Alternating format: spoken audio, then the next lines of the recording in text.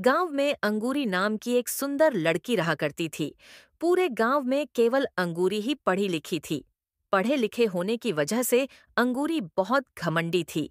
वह गांव के लोगों को अनपढ़ गंवार और जाहिल समझती थी। एक दिन गांव का मुखिया राजेश और रिंकू को लेकर गांव की खेती के बारे में चर्चा कर रहा होता है। देखो राजेश और रिंकू, इस बार सरसों की फसल बहुत ज्यादा अच्छी हो गई है।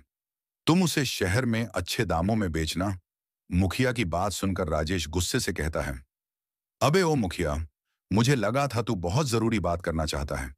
इसीलिए मैं और रिंकू अपना काम छोड़कर तुझसे बात करने के लिए चले आए। क्या यह जरूरी बात नहीं है क्या? खाक जरूरी बात है। यह तो हमें भी पता है कि इस बार सरसों की फसल अच्छी उगी है, तो जाहिर सी बात है, हम उसे अच्छे दामों में ही बेचेंगे।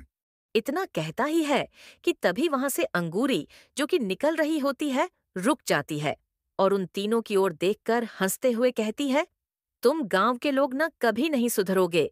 अनपढ़ के अनपढ़ और जाहिल के जाहिल ही रहोगे। अरे विदेश में जाकर देखो, आजकल खेत में नई नई सब्जियां उगाई जा रही है।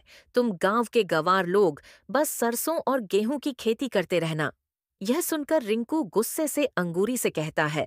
इतना कहकर राजेश और रिंकू अपने अपने खेतों की ओर चले जाते हैं और मुखिया भी चला जाता है। अंगूरी को राजेश का जवाब बिल्कुल भी पसंद नहीं आता। वह गुस्से से पैर पटकती हुई अपने घर पर आ जाती है। अंगूरी को गुस्से में देखकर उसकी माँ चंपा अंगूरी से कहती है, क्या हुआ अंगूरी, इतने गुस्से में क्यों हो? ये गांव के अनपढ़ जाहिल गवार लोग पता नहीं अपने आप को क्या समझते हैं। तभी वहां पर अंगूरी के पिता आ जाते हैं और गुस्से से अपनी बेटी अंगूरी से बोलता है। अंगूरी, तुम्हें गांव के लोगों को अनपढ़ और जाहिल कहने का कोई अधिकार नहीं है। तुम खेती के बारे में जानती क्या हो?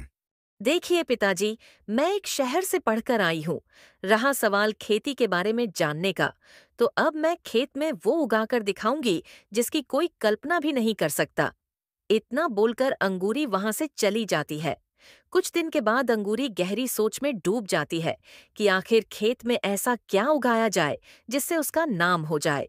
कुछ दिन बाद अंगूरी के दिमाग में एक विचार आता है और वो अपने आप से कहती है, हाँ, अगर खेत में तरबूज उगाए जाए तो फिर मेरा पूरे वर्ल्ड में नाम हो जाएगा। प्रेस वाले मेरे घर पर आएंगे, मेरी फोटो खींचेंगे और मैं देखते ही देखते फेमस हो जाऊंगी। लेकिन इसके लिए मुझे सबसे पहले इंटरनेट पर सर्च करना होगा। अंगूरी उस दिन के बाद से खेत के सामने दिन भर बैठी रहती। एक दिन अंगूरी अपने पिता से कहती है, पिताजी, अब आप खेत पर नहीं जाएंगे, खेत में मैं जाऊंगी। अरे पागल हो गई हो क्या? तुम खेत में जाकर क्या करोगी? पिताजी, मैं खेत में तरबूज उगाऊंगी और सारी दुनिया को चौंका दूंगी। इतना बोलकर अंगूरी अपने घर से बाहर निकल जाती है। अंगूरी कुछ दूर जाती है कि तभी उसे गांव के युवक उदय और मजनू मिल जाते हैं। उदय और मजनू अक्सर अंगूरी को पढ़ाई देवी कहकर चिढ़ाते थे। उदय अंगूरी को देखकर हंसते हुए कहता है। अरे क्या हुआ पढ़ाई देवी, इतने गुस्से में क्यों नजर आ रही हो? अंगूरी गुस्से से कहती है, तुम गवार गांव वालों को लगता है कि खेत में केवल सरसों और गेहूं ही उगाया जा सकता है, लेकिन मैं खेत में तरबूज उगाकर दिखाऊंगी। लगता है ज्यादा पढ़ाई करके तुम्हारा दिमाग खिसक गया है। पढ़ाई की देवी। अरे मैंने सुना था शहर में पढ़ने वालों का दिमाग खराब हो जाता है, लेकिन आज देख भी लिया। अरे पढ़ाई की देवी, खेत में तरबूज नहीं उगते। तभी अंगूरी गुस्से में जाने लगती है। मजनू चिल्लाते हुए आवाज लगाता है, अरे अंगूरी, रात के समय अपने खेत में मत जाओ। तुम्हारे खेत में एक पेड़ पर एक चुड़ैल का वास है। इतने दिन बीत गए और मेरी नींद ठीक से पूरी नहीं हुई। मैं तो तंग आ गई हूँ। यह रोज रोज की कूलर की आवाज से एक काम करती हूँ, आज कोई सुनसान इलाका ढूंढ कर रखती हूँ। रात में वहीं किसी पेड़ पर लटक कर सो जाऊंगी। चुड़ैल गांव में एक सुनसान इलाका ढूंढने लगती है, लेकिन उसे कोई जगह मिल ही नहीं ही रही थी। हर तरफ उसे कोई न कोई इंसान दिखे जा रहा था। अब आखिर मैं करूं क्या? मैं तो सचमुच इस पंखे कूलर के शोर से बड़ा परेशान हो गई हूँ। देखते ही देखते शाम हो जाती है और चुड़ैल को कोई भी जगह नहीं मिलती। थक हार कर चुड़ैल एक पेड़ के ऊपर चढ़कर बैठ जाती है। चुड़ैल को वहां बैठे हुए कुछ ही देर हुई थी कि तभी अचानक से जोर जोर से कूलर की आवाजें आने लगती हैं। हे भगवान, फिर से शुरू हो गए। यह इंसान, अब क्या करूं? कहाँ जाऊं? मैं कुछ समझ नहीं आ रहा। अब तो मुझे बहुत गुस्सा भी आ रहा है। चुड़ैल उस शोर से बहुत ज्यादा परेशान हो रही थी और धीमे धीमे गांव के लोग कूलर लेकर चुड़ैल की तरफ ही पड़ रहे थे। यह देखकर चुड़ैल को गुस्सा आने लगता है। ओ, ये सब फिर से शुरू हो गए। मुझे तो ये समझ नहीं आता कि भला इस गर्मी में इतना शोर करने की क्या जरूरत है। जब मैं जिंदा थी तब तो यह सब बिल्कुल नहीं होता था। तब तो हमारे यहाँ कितनी शांति होती थी। रुको, अभी बताती हूँ इन लोगों को। चुड़ैल पेड़ से नीचे उतर जाती है और कूलर के बीच में घुस जाती है। वह सीधा जाकर रामू के बगल में खड़ी हो जाती है। एक चुड़ैल को अपने पास खड़ा देखकर रामू उठ जाता है और जोर जोर से चिल्लाने लगता है, बचाओ बचाओ! और चुड़ैल रामू ले गई। बचाओ बचाओ! रामू भागने की कोशिश करने लगता है, लेकिन तभी चुड़ैल उसे पकड़ लेती है और अपने साथ ले जाती है। रामू के जाते ही पूरी गांव में सन्नाटा छा जाता है और कोई भी नहीं समझ पाता कि अचानक से यह हुआ क्या। उधर चुड़ैल रामू को ले जाकर जंगल में पटक देती। है तू चुपचाप यहीं बैठा रहे, तब तक मैं तेरे कुछ और साथियों को लेकर आती हूँ। और हाँ, पहले तुझे अच्छे से पेड़ से बांध तो दूं, वरना कहीं तू भाग गया और फिर से गांव में जाकर बताने लगा। तो इतना कहकर चुड़ैल उस रामू को एक पेड़ से बांध देती है और वापस गांव की तरफ चल देती है। अब चुड़ैल कूलर की आवाज से दूर नहीं भाग रही थी, बल्कि उन्हीं को ढूंढ रही थी। तभी चुड़ैल को एक औरत दिख जाती है, जहां पर कुछ लोग नाच रहे थे और खूब शोर मचा मचाकर नाच रहे थे। चुड़ैल फिर से उनके के बीच में घुस जाती है और गांव वाले को पकड़कर ले जाने लगती है। मैं तो तुम्हें तुम्हारे दोस्त के पास ले जा रही हूँ। हाँ, अब चुपचाप मेरे साथ चलो, वरना यहीं के यहीं तुम्हें खत्म कर दूंगी। और चुड़ैल उसे अपने साथ जंगल में ले जाती है। इसी तरह से एक एक करके चुड़ैल गांव के सभी लोगों को पकड़कर जंगल में ले जाती है और उन्हें एक एक पेड़ से बांध दे देती है।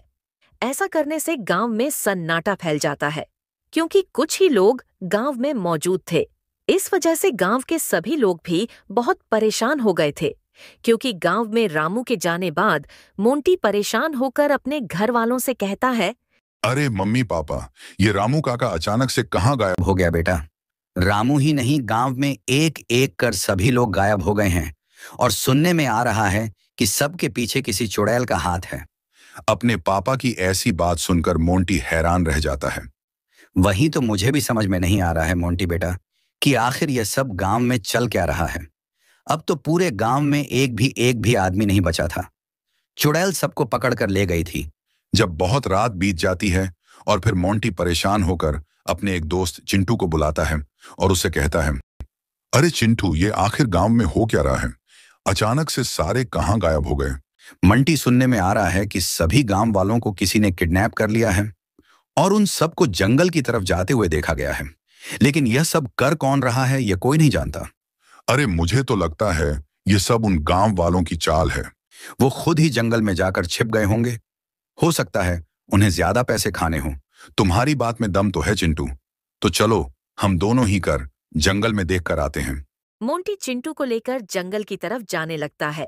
ये देखकर मोंटी के मम्मी पापा घबरा जाते हैं और उसे रोकने की कोशिश करने लगते हैं, लेकिन मोंटी किसी की नहीं सुनता और जंगल की तरफ चल देता है।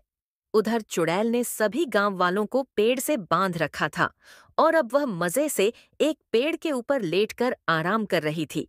वाह वाह, कितनी शांति है। अब आज तो लगता है कि मैं चैन से सो पाऊंगी। इतना कहकर चुड़ैल सो जाती है और जोर जोर से खर्राटे भरने लगती है। लेकिन तभी वहां पर मोंटी और चिंटू आ जाते हैं और सब ढोल वालों को बंधा हुआ देखकर वो चौंक जाते हैं। अरे भैया, हमें बचा लो इस चुड़ैल से। और मोंटी उन लोगों को खोलने लगता है। यह देखकर वहां मौजूद बाकी सभी लोग भी चिल्लाने लगते हैं और उन्हें खोलने की विनती करने लगते हैं। लेकिन इससे पहले कि वो सब शांत होते, शोर की वजह से चुड़ैल की नींद फिर से टूट जाती है और उसे बहुत गुस्सा आता है। कितना बोलते हैं, ये इंसान चैन से सोने भी नहीं दे रहे। रुको, अभी बताती हूँ इन्हें। चुड़ैल गुस्से में पेड़ से नीचे उतर आती है और सामने खड़े मोंटी को देखकर हैरान रह जाती है। तू कौन है और यहाँ कैसे आया? ये मेरा इलाका है वो। वो चुड़ैल जी, आज से मेरी शादी है और आपने ढोल वाले को ही पकड़ लिया है। तो तुझे ढोल वाले से शादी करनी थी क्या? अरे नहीं नहीं, शादी तो लड़की से करूंगा, पर ढोल नगाड़ों के बिना बारात कैसे जा सकती है? तो ठीक है, तू बारात मत ले जा, लेकिन मेरे रहते अब ढोल तो नहीं बजेंगे। चुड़ैल की बात सुनकर चिंटू धीरे से मोंटी से कहता है, चुपचाप यहाँ से निकल ले मोंटी, वरना हम दोनों की आज खैर नहीं। मोंटी शहर की एक बहुत बड़ी गैजेट कंपनी में काम करता था और उसे चुड़ैल की समस्या समझ आ रही थी। मोंटी सब कुछ छोड़कर वापस अपने घर चला जाता है। वहां मौजूद सभी लोग यह देखकर बहुत हैरान थे। ये क्या? ये कहाँ चला गया और ये क्या हल निकालेगा? भला थोड़ी देर बाद मोंटी वापस आता है। चुड़ैल जी, ये लीजिए, ये रहा आपकी परेशानी का हल।